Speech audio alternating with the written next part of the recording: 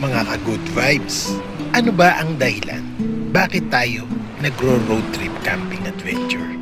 Ito ang isa sa napakadaming dahilan kung bakit tayo nagro-road trip camping adventure. Siyempre, dahil sa magagandang tanawin, magagandang kapaligiran na makikita mo sa iyong paglalakbay.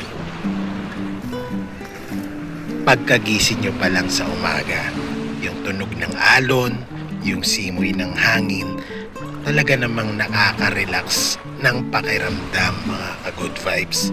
Kaya yan ay isa pa lamang sa napakagandang dahilan kung bakit tayo naglalakbay, namamasyal, nagro-road trip, camping adventure dahil sa mga ganyang view.